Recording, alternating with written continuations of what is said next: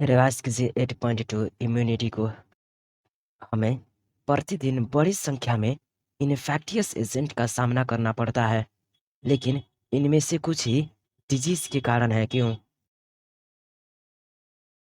जी हाँ, इसका रीज़न यह है कि हमारी बॉडी फॉरेन एजेंट से लड़ने की क्षमता रखती है। इम्यून सिस्टम के द्वारा बीमारी कॉज करने वाले एजेंट से लड़ने की क्षमता इम्यूनिटी कहलाती है। इम्यूनिटी दो प्रकार के होते हैं, नाम बताइए इनका।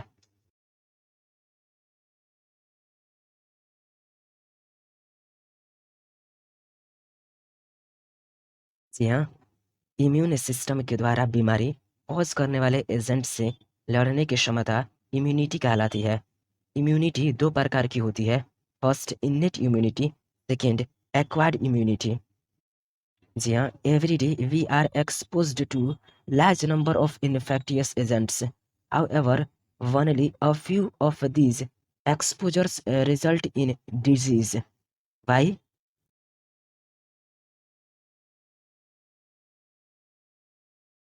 Yeah, this is due to the fact that our body is able to defend itself from most of these foreign agents. This overall ability of the host to fight the disease-causing organisms conferred by the immune system is called immunity. Immunity is of two types, innate immunity and acquired immunity. Revise कीजिए 8.2.1 innate immunity को। बताइए innate immunity क्या होता है?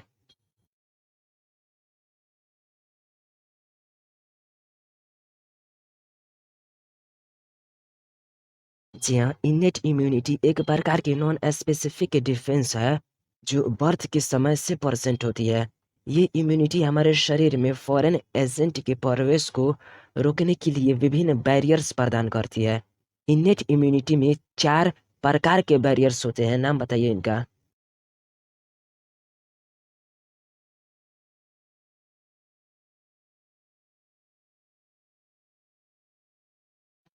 जी हाँ, innate immunity एक प्रकार की नॉन स्पेसिफिक डिफेंस है जो बर्थ के समय से प्रेजेंट होती है। जी हाँ, innate immunity is non specific type of defence that is present at the time of birth.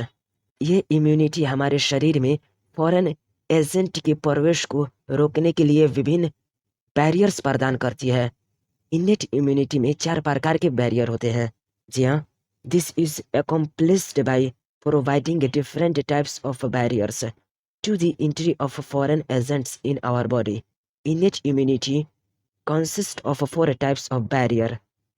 ये barriers हैं, first physical barriers, second physiological barriers, third cellular barriers और फोर्थ cytokine barriers। चलिए innate immunity की physical barriers के बारे में बताइए।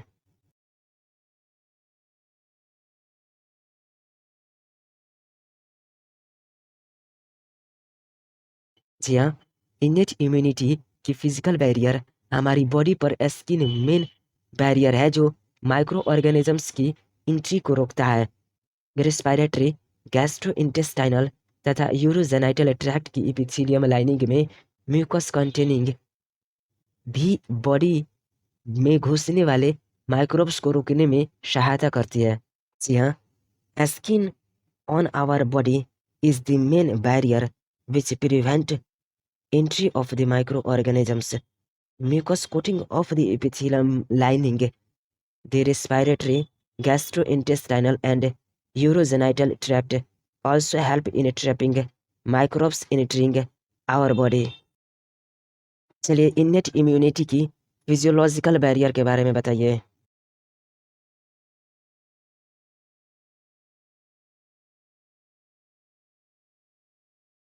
जी हाँ, इन्नेट इम्यूनिटी की फिजियोलॉजिकल बैरियर्स या स्टोमक में एसिड, सलाइवा, टीयर्स ये सभी माइक्रोबियल ग्रोथ को रोकते हैं।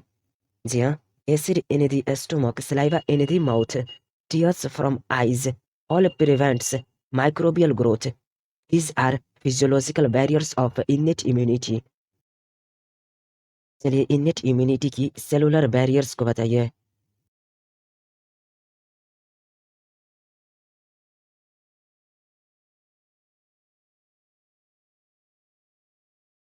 जी हाँ, इनेट इम्यूनिटी में सेलुलर बैरियर्स की बात करें तो यह हमारी बॉडी में ब्लड में डब्ल्यूबीसी जैसे polymorphonuclear leukocytes that is PMNL यानी कि न्यूट्रोफिल्स, मोनोसाइट्स तथा नेचुरल किलर्स यानी कि लिम्फोसाइट का एक टाइप और टिश्यू के macrophages in tissue can phagocytose and destroy microbes.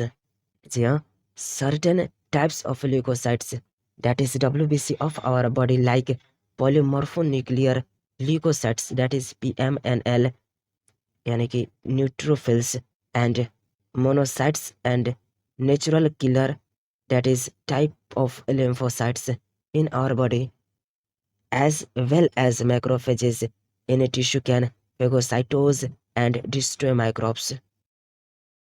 चलिए इनेट इम्यूनिटी की साइटोकाइन बैरियर्स के बारे में बताइए।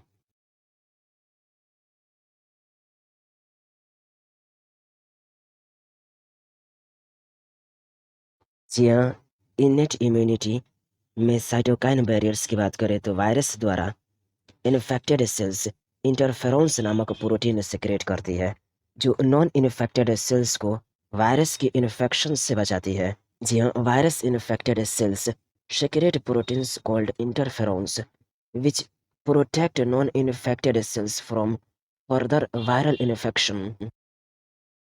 रिवाइज कीजिए 8.2.2 एक्वायर्ड इम्यूनिटी को। बताइए क्या एक्वायर्ड इम्यूनिटी स्पेसिफिक होती है और क्या ये मेमोरी बेस्ड है?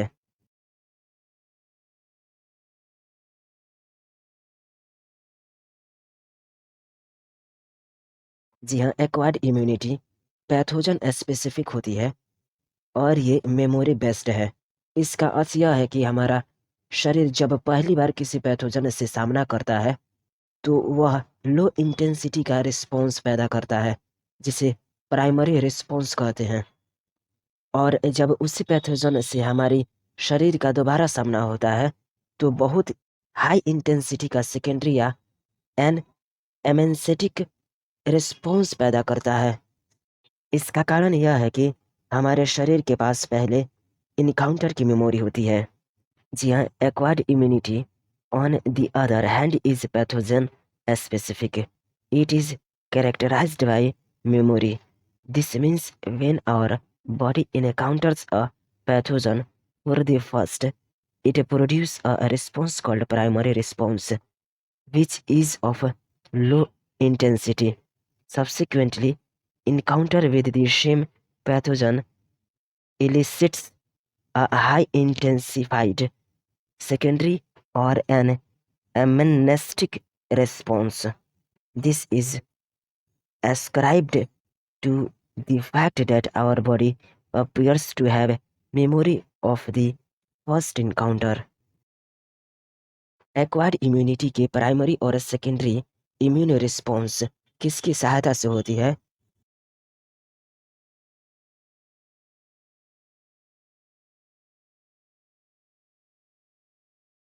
जी हाँ, एक्वायर्ड इम्यूनिटी की प्राइमरी और सेकेंडरी इम्यून रिस्पॉन्स बी तथा टी लिम्फोसाइट की सहायता से होती है। जी हाँ, the primary and secondary immune responses are carried out with the help of two special types of lymphocytes present in our blood, that is B lymphocytes and T lymphocytes। Antibodies क्या होती है?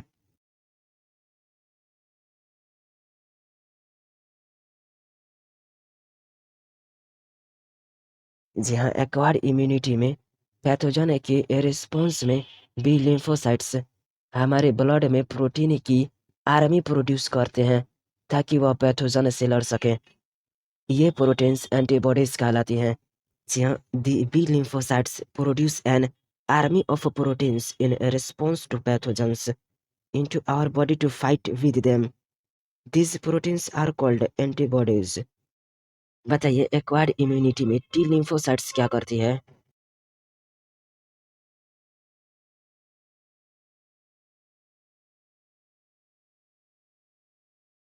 जी हाँ, एक्वायर्ड इम्यूनिटी में T lymphocyte स्वयं antibodies secrete नहीं करती पर प्रोटीन प्रोड्यूस करने में बी सेल्स की सहायता करती है। जी हाँ, T cells themselves does not secrete antibodies but help B cells to produce them। बताइए, प्रत्येक एंटीबॉडी मॉलिक्यूल में कितने पेप्टाइड चेन्स होती है और इसमें लाइट चेन्स कौन होती है, मतलब लाइट चेन्स कितनी होती है और हेवी चेन्स कितनी होती है।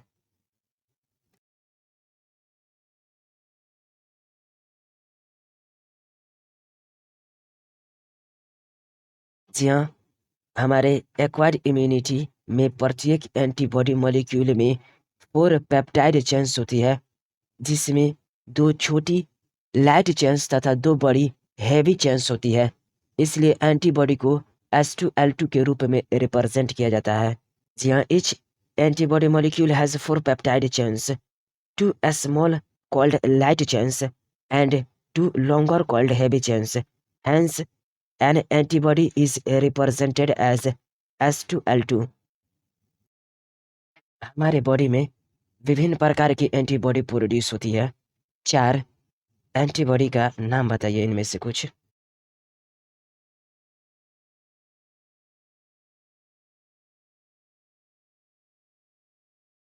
जी हाँ, हमारे बॉडी में विभिन्न प्रकार की एंटीबॉडी प्रोड्यूस होती है। IgA, IgM, IgE, IgG इनमें से कुछ है। जी हाँ, different types of antibodies are produced in our body. IgA, IgM, IgE, IgG are some of them. Antibody का चित्र फिगर 8.4 में दिखाया गया है।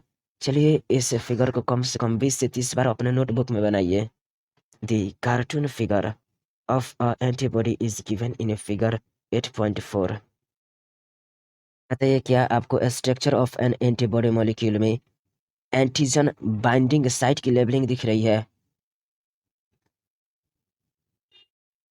लाइट चेन की लेबलिंग, हेवी चेन की लेबलिंग। फिर से बताइए, क्या आपको structure of N antibody molecule में एंटीजन बाइंडिंग साइट की लेबलिंग दिख रही है? लाइट चेन की लेबलिंग, हेवी चेन की लेबलिंग। एम आई किसको कहते हैं? AMI।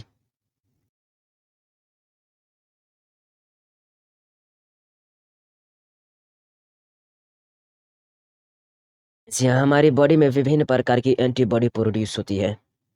IgA, IgM, IgE, IgG उनमें से कुछ हैं।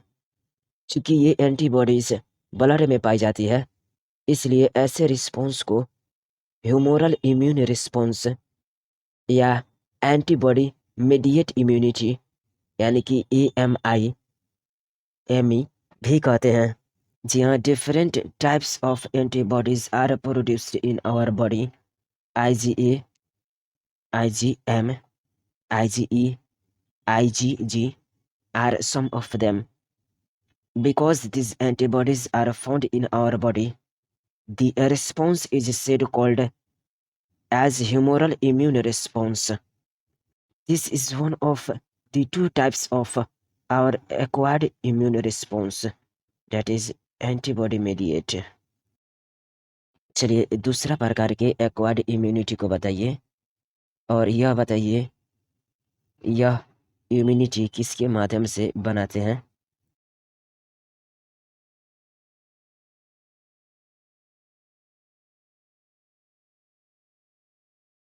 जी हाँ, cell mediate immune response slash cell mediate immunity यानी कि CMI सिमी को टी लिम्फोसाइट माध्यम बनाते हैं। जी हाँ, second type of acquired immunity called cell mediated immune response और cell mediate immunity, that is CMI। The T lymphocyte mediate CMI। जब हार्ट, आई, लिवर जैसे ऑर्गन्स ठीक से काम करना बंद कर देते हैं तो हम ट्रांसप्लांटेशन कराते हैं, जिससे रोगी नॉर्मल लाइफ जी सके। ऐसा क्यों है कि ट्रांसप्लांटेशन के लिए किसी भी डोनर के ऑर्गन नहीं लिए जा सकते?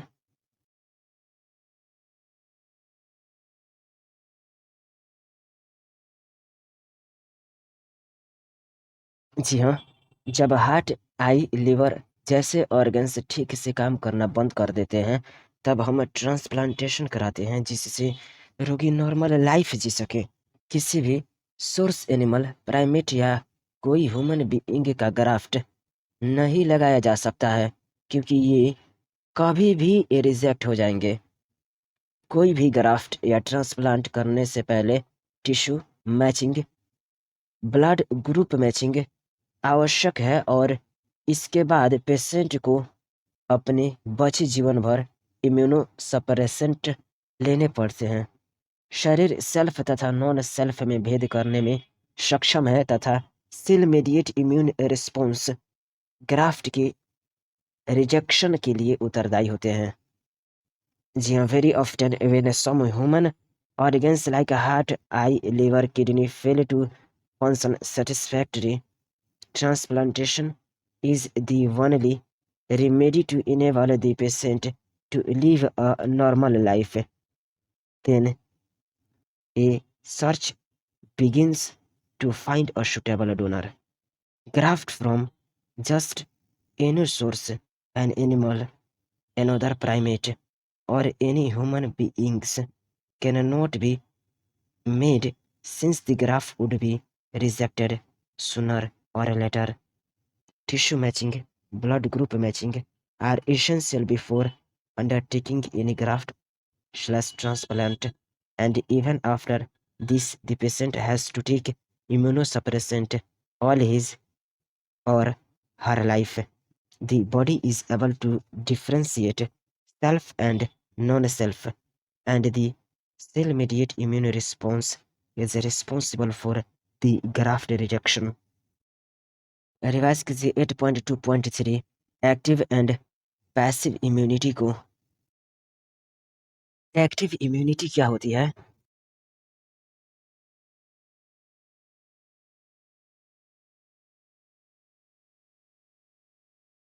जी हाँ, जब कोई होस्ट एंटीजन का सामना करता है तो उसकी बॉडी में एंटीबॉडी पैदा होते हैं। ऐसी इम्यूनिटी को एक्टिव इम्यूनिटी कहते हैं। एंटीजन मतलब लिविंग या डेड माइक्रोब्स या अदर प्रोटीन। जी हाँ, when a host is exposed to antigen which may be in the form of living or dead microbes or other proteins. Antibodies are produced in the host body. This type of immunity is called active immunity. बताइए क्या active immunity धीमी होती है तथा अपना पूरा effective response दिखाने में समय लेती है?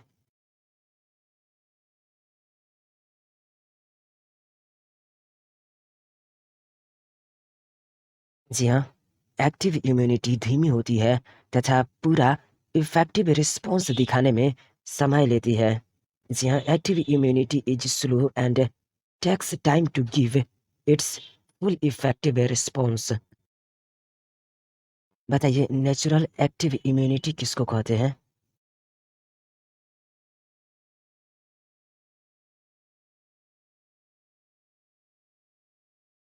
जी हाँ, माइक्रोब्स के नेचुरल इन्फेक्शन के समय शरीर में बनने वाली इम्यूनिटी को नेचुरल एक्टिव इम्यूनिटी कहते हैं। जी हाँ, injecting the microbes deliberately during immunisation और infectious organisms gaining access into body during natural infection induce active immunity. Artificial immunity किसको कहते हैं?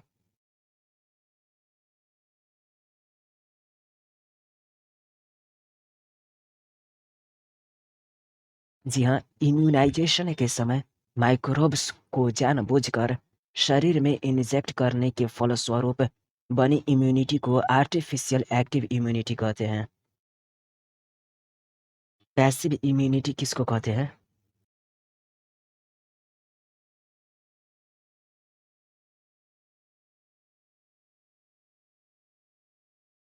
जी हाँ, जब बॉडी को प्रोटेक्शन के लिए रेडीमेड एंटीबॉडीज दी जाती है तो यह पैसिव इम्यूनिटी कहलाती है। जी हाँ, when readymade antibodies are directly given to protect the body against foreign agents, it is called passive immunity. Natural passive immunity के एग्जाम्पल बताइए।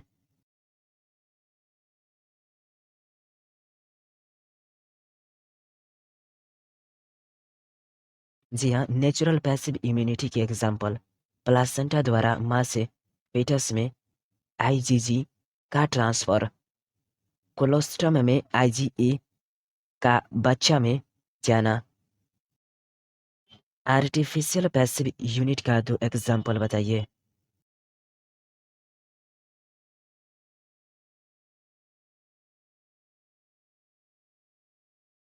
जी हाँ, आर्टिफिशियल पैसिव इम्यूनिटी का एग्जाम्पल परफॉर्म्ड एंटीबॉडीज और एंटीटॉक्सिन इन टेटनस है।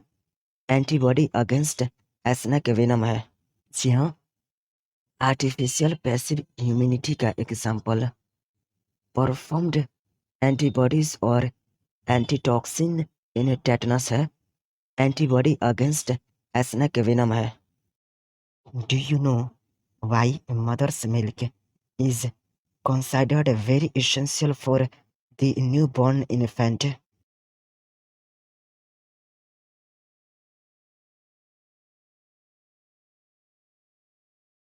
जी हाँ, the yellowish fluid colostrum secreted by mother during the initial days of lactation has abundant antibodies IgA to protect the infant. The fetus also receives some antibodies from their mother through the placenta during pregnancy. इसलिए colostrum सही होता है infant के लिए। यह IgA received from cholesterol or fetus receives some antibodies from their mother through the placenta during pregnancy भी some examples of passive immunity है। Revise कीजिए 8.2.4 वैक्सीनेशन एंड इम्यूनाइजेशन। बताइए, इम्यूनाइजेशन या वैक्सीनेशन का प्रिंसिपल किस पर बेस्ड होता है?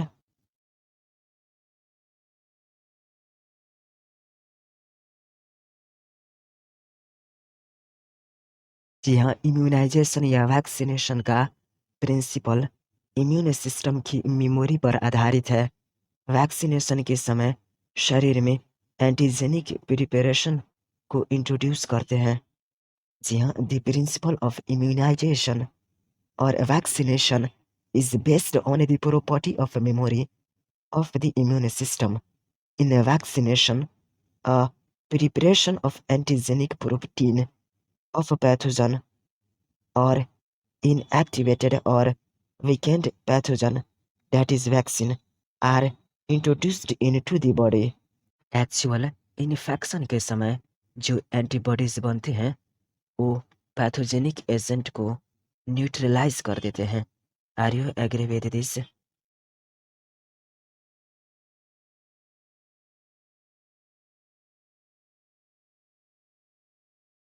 जी हाँ, इम्यूनाइजेशन या वैक्सीनेशन का प्रिंसिपल इम्यून सिस्टम की मेमोरी पर आधारित है। वैक्सीनेशन के समय शरीर में एंटीजेनिक प्रिपरेशन को इंट्रोड्यूस करते हैं। एक्चुअल इन्फेक्शन के समय जो एंटीबॉडीज बनते हैं वो पैथोजेनिक एजेंट्स को न्यूट्रलाइज कर देते हैं। बताइए, वैक्सीन क्या करती है?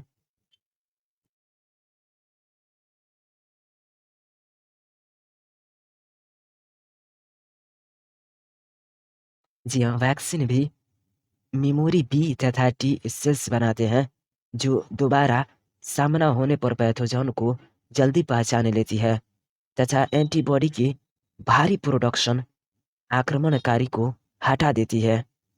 जी हाँ, the vaccines also generate memory B and T cells that recognize the pathogen quickly on subsequent exposure of overwhelm the invaders with a massive production of antibodies. अगर कोई व्यक्ति किसी डेडली पैथोजन से इन्फेक्ट होता है जिसके लिए जल्दी एंटीबॉडीज की आवश्यकता है जैसे टेटनस, तो हमें प्रीफॉर्म्ड एंटीबॉडीज या एंटीटॉक्सिन को डायरेक्टली इंजेक्ट करने की आवश्यकता होती है। Are you agree with this?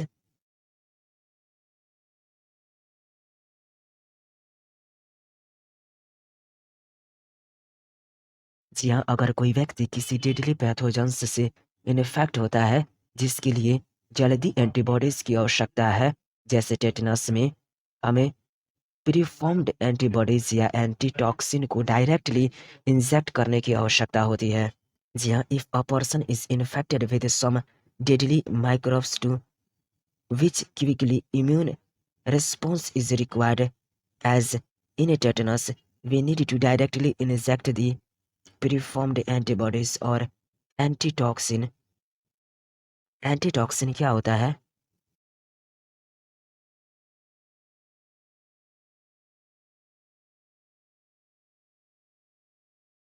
जी हाँ, एंटीटॉक्सिन एक ऐसी प्रिपरेशन है जिसमें टॉक्सिन के विरुद्ध एंटीबॉडीज होती है।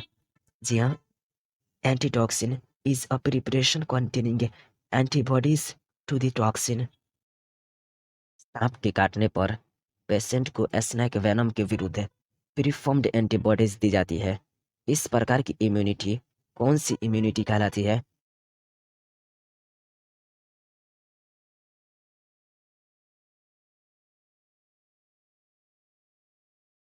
जी हाँ, सांप के काटने पर भी पेशेंट को स्नेक वेनम के विरुद्ध प्रीफॉर्म्ड एंटीबॉडीज दी जाती है। इस प्रकार की इम्यूनिटी पैसिव इम्यूनिटी कहलाती है। जी हाँ, even in cases of snake bites, the injection which is given to the patients contain preformed antibodies against the snake venom। This type of immunization is called passive immunization। बताइए किसका उपयोग करके vaccine produce किए जाते हैं?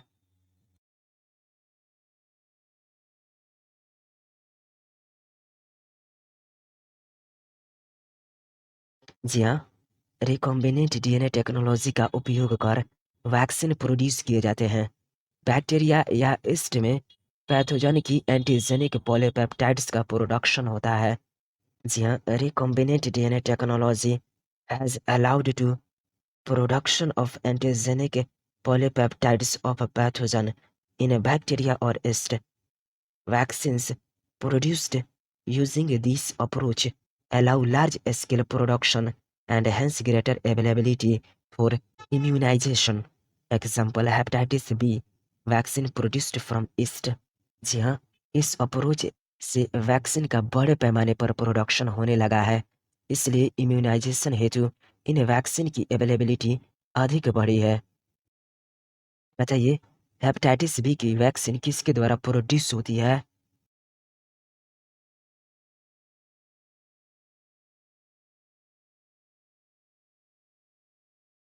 जी हाँ, hepatitis B की वैक्सीन ईस्ट द्वारा प्रोड्यूस होती है। जी हाँ, हेपेटाइटिस बी की वैक्सीन ईस्ट द्वारा प्रोड्यूस होती है। रिवाइज कीजिए 8.2.5 एलर्जीज को। आपके साथ कितनी बार ऐसा हुआ है कि आप किसी नई जगह गए हैं और बिना किसी खास रीजन के छींकना और घरघराहट यानी कि व्हीजिंग के साथ सांस लेना शुरू करते हैं, और जब आप उस जगह से लौट आते हैं तो आपके ये लक्षण गायब हो जाते हैं। एलर्जी किसको कहते हैं?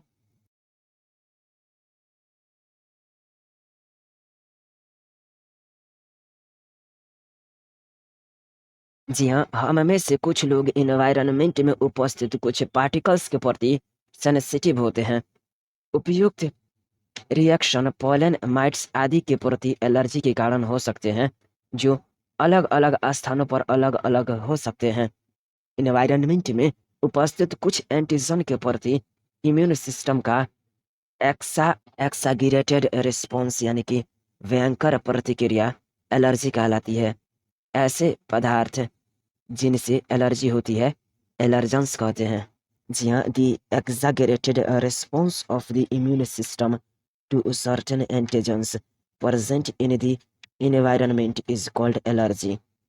The substances to which such an immune response is produced are called allergens. Allergens के प्रति बनने वाले एंटीबॉडी किस टाइप की होती है?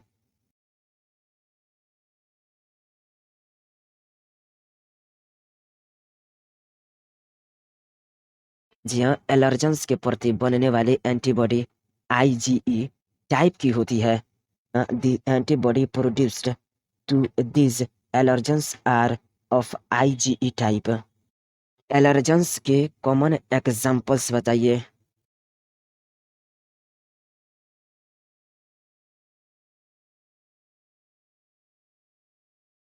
जी हाँ, एलर्जेंस के कॉमन एग्जांपल्स हैं धूल में माइट्स यानी कि चिचड़ी, पॉलेंस, एनिमल्स, डेंडर आदि। जी हाँ, common examples of allergens are mites in dust, pollens, animal denders, etc. चलिए सिम्टम्स ऑफ एलर्जिक रिएक्शंस बताइए।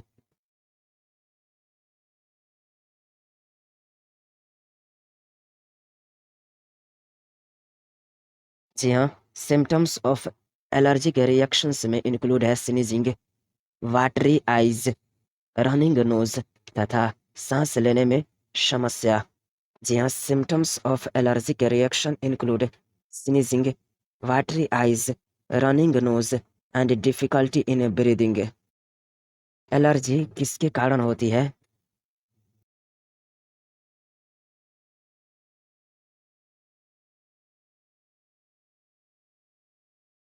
जी हाँ, एलर्जी मास्ट सेल्स द्वारा हिस्टामिन तथा सेरोटोनिन जैसे केमिकल के निकालने के कारण होती है। जी हाँ, allergy is due to the release of chemicals like histamine and serotonin from the mast cells. बताइए एलर्जी का कारण जानने के लिए क्या किया जाता है?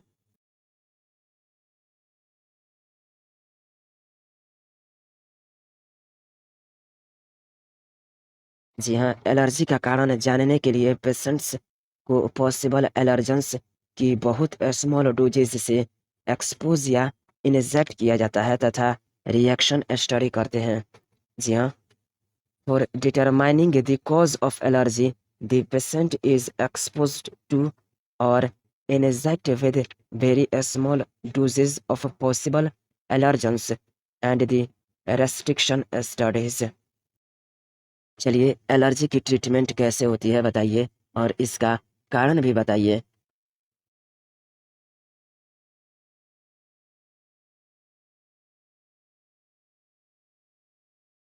जी हाँ, एलर्जी की ट्रीटमेंट की बात करें तो एंटीहिस्टामिन, एड्रेनालिन तथा स्टेरॉइड्स जैसे मेडिसिन का यूज करने से एलर्जी के लक्षण घट जाते हैं।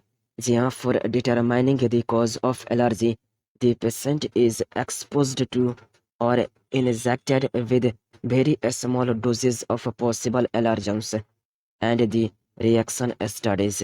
The use of drugs like antihistamine, adrenaline, and steroids quickly reduce the symptoms of allergy.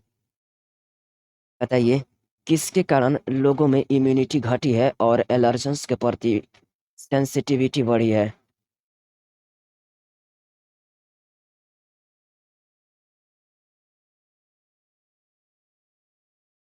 जी हाँ, मॉडर्न लाइफ स्टाइल के कारण लोगों में इम्यूनिटी घटी है और एलर्जेंस के प्रति सेंसिटिव बढ़ी है। इंडिया में मेट्रो सिटीज में रहने वाले अधिकतर बच्चे एनवायरनमेंट के प्रति सेंसिटिव हैं। इस कारण वे एलर्जी तथा अस्थमा जैसी बीमारियों से पीड़ित हैं। इसका मुख्य कारण बच्चे को शुरुआती लाइफ में उन्हें बहुत सेफ एनवायरनमेंट में रखना हो सकता है। जी हाँ, modern day life has resulted in lowering of immunity and more sensitivity to allergens. More and more children in metro cities of India suffer from allergies and asthma due to sensitivity to the environment. This could be because of a protected environment provided early in life. Revise कीजिए 8.2.6 auto immunity को। Higher vertebrates में विकसित memory base acquired immunity किस पर based है?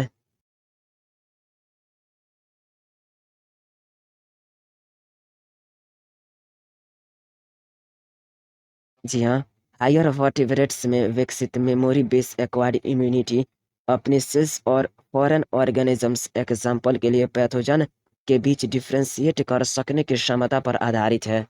जी हाँ, memory based acquired immunity evolved in higher vertebrates based on the ability to differentiate foreign organisms, for example, pathogens from self cells। Differentiate कर सकने की इस क्षमता का आधार क्या है, यह हमें अभी भी पता नहीं चला है। While we still do not understand the basis of this, two corollaries यानी कि उप सिद्धांतों को समझना होगा। हायर वर्टिब्रेट्स फॉरेन मॉलिक्यूल्स या फॉरेन ऑर्गेनिजम्स को भी पहचान सकते हैं। अधिकतर एक्सपेरिमेंटल इम्यूनोलॉजी इसी एस्पेक्ट को डील करती है। जी हाँ, while we still do not understand the basis of this, two corollaries of this ability have to be understood. One, higher vertebrates can distinguish foreign molecules as well as foreign organisms. Most of the experimental immunology deals with this aspect. Two, sometimes due to genetic and other unknown reasons, the body attacks self cells. This results in a damage to the body and is called autoimmune disease. हाँ? To यह कहता है कि कभी-कभी genetics या किसी unknown reason के कारण बॉडी स्वयं की सेल पर अटैक करती है, जिसके फलस्वरूप बॉडी डैमेज होने लगती है, जिसे ऑटो इम्यून डिजीज भी कहते हैं। बताइए ऑटो इम्यून डिजीज क्या होती है और एक ऑटो इम्यून डिजीज का एक एग्जाम्पल बताइए।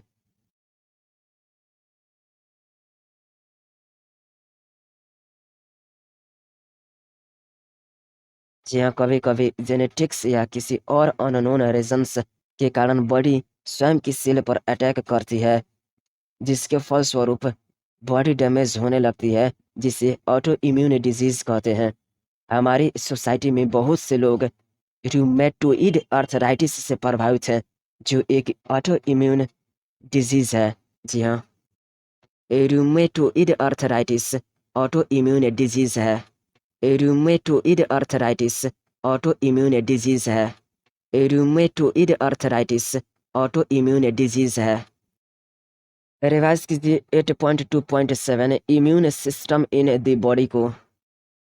बताइए ह्यूमन इम्यून सिस्टम में क्या क्या इंक्लूड है।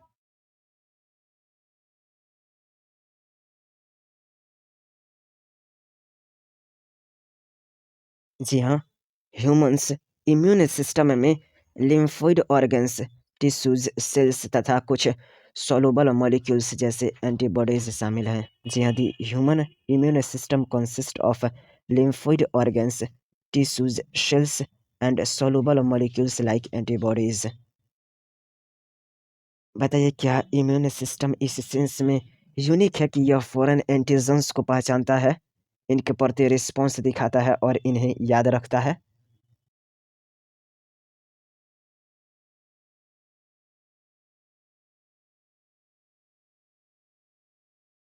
जी हाँ, इम्यून सिस्टम इस सेंस में यूनिक है कि यह फॉरेन एंटीजन्स को पहचानता है, इनके प्रति रिस्पॉन्स दिखाता है और इन्हें याद रखता है। जी हाँ, immune system is unique in the sense that it recognizes foreign antigens, responds to these, and remembers them.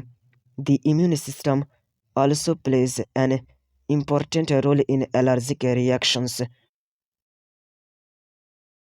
Immune system allergic reaction, autoimmune diseases तथा organ transplantation में important रोल निभाता है।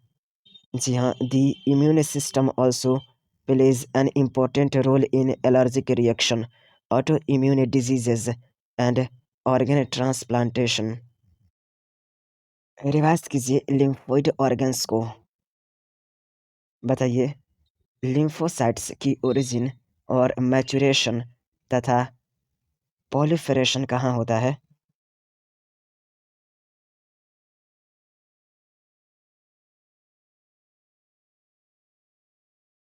जी हाँ, लिम्फोइड ऑर्गन्स यही वो अंग है जिसमें लिम्फोसाइट्स की ओरिजिन या मैचुरेशन तथा प्रोलिफरेशन होता है। जी हाँ, these lymphoid organs are the organ where origin and maturation and proliferation of lymphocytes occur. Primary lymphoid organ कौन है और प्राइमरी लिम्फोइड ऑर्गन में क्या होता है?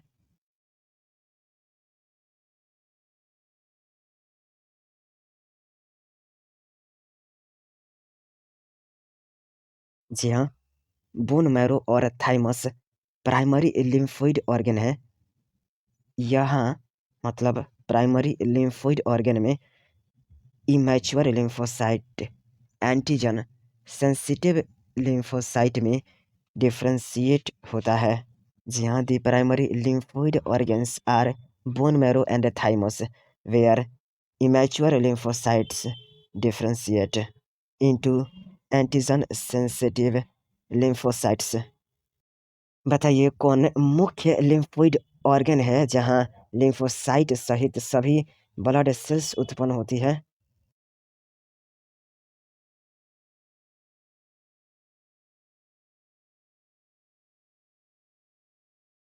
जी हाँ, बोन मैरो मुख्य लिम्फोइड ऑर्गन है जहाँ लिम्फोसाइट सहित सभी ब्लड सेल्स उत्पन्न होती है। जी हाँ, the bone marrow is the main lymphoid organ where blood cells including lymphocytes are produced. बताइए थाइमस कहाँ होता है?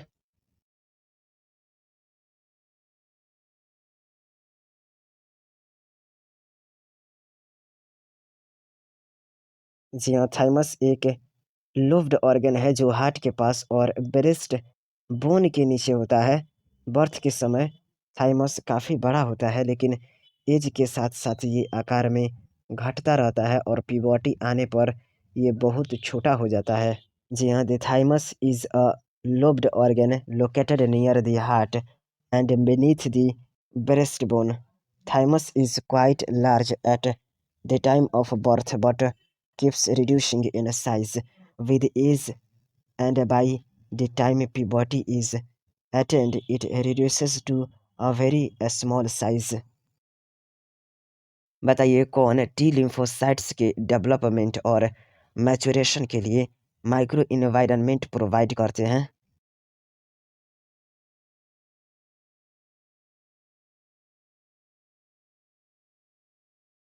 जी हाँ, बोन मैरो और थाइमस दोनों ही टी लिम्फोसाइट्स के डेवलपमेंट और मैचुरेशन के लिए माइक्रो इन्वायरमेंट प्रोवाइड करते हैं। जी हाँ, both bone marrow and thymus provide micro environments for the development and maturation of T lymphocytes. चलिए 7 सेकेंडरी लिम्फोइड ऑर्गन्स का नाम बताइए।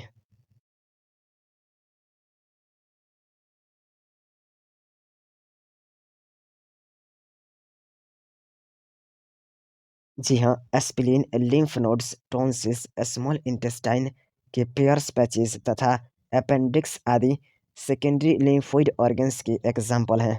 जी हाँ, spleen, lymph nodes, tonsils, small intestine के पेयर्स पैचेस तथा अपेंडिक्स आदि सेकेंडरी लिम्फोइड ऑर्गन्स के एग्जाम्पल हैं। बताइए मैचुरेशन के बाद लिम्फोसाइट्स कहाँ माइग्रेट करते हैं?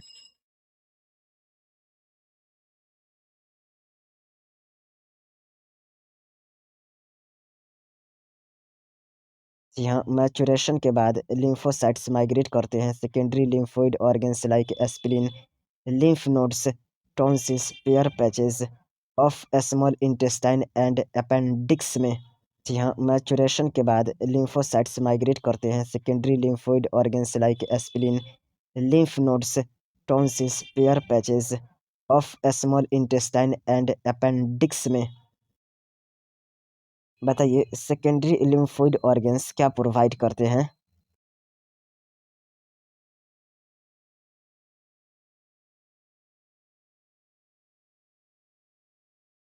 जी हाँ, सेकेंडरी लिम्फोइड ऑर्गन्स ऐसे स्थान हैं जहाँ लिम्फोसाइट्स का एंटीजन के साथ आपसी इंटरेक्शन होता है जो बाद में प्रोलिफरेट करके इफेक्टर सेल्स बन जाती है।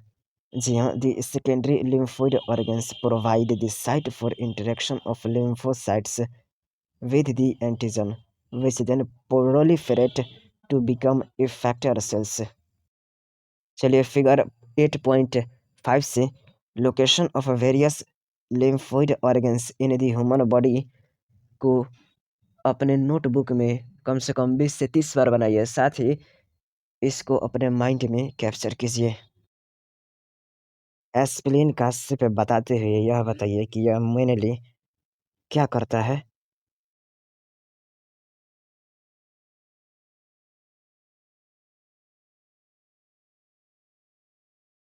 जी हाँ, एस्पिरिन यह एक लार्ज बीन शेप्ड ऑर्गन है। यह लिम्फोसाइट तथा फेगोसाइट्स रखते हैं। यह ब्लड बॉर्न माइक्रो ऑर्गेनिजम्स को फंसाकर फिल्टर कर देते हैं। यह एरिथ्रोसाइट्स का बड़ा रिजर्वोयर है। जी हाँ, the spleen is a large bean shaped organ. It mainly contains lymphocytes and phagocytes. It acts as filter of blood by trapping blood-borne microorganisms. Aspirin also has a large reservoir of erythrocytes. The aspirin is a large bean-shaped organ.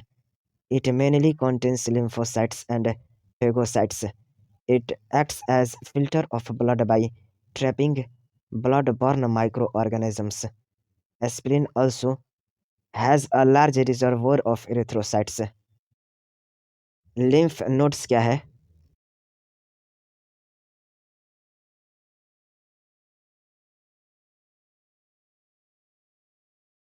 जी हाँ, lymph nodes ये छोटी solid structures हैं जो कि lymphatic system में विभिन्न स्थानों पर पाई जाती है। माइक्रो ऑर्गेनिज्म या दूसरे एंटीजन जब लिम्फ तथा टिश्यू फ्लूइड में आ जाते हैं तो लिम्फ नोड्स उन्हें ट्रैप कर लेती है। लिम्फ नोड्स में ट्रैप यानी कि फंसे एंटीजेंस वहां उपस्थित लिम्फोसाइट्स को एक्टिवेट करके इम्यून रिस्पॉन्स प्रोड्यूस करते हैं। जी हाँ, दी lymph nodes are a small solid structures located at different points along the lymphatic system. Lymph nodes serve to trap the microorganisms or other antigens which happen to get into the lymph and tissue fluid. Antigens trapped in lymph nodes are responsible for the activation of lymphocytes present there and cause the immune response.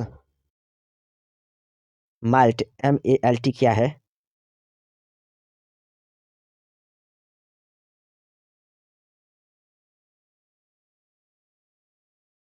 जी हाँ, प्रमुख tracts जैसे respiratory, digestive और urogenital tract की lining के अंदर पाए जाने वाला lymphoid tissue mucosa associated lymphoid tissue यानी कि माल्ट कहलाता है। यह मानव में लिम्फेटिक टिश्यू का लगभग 50% भाग है।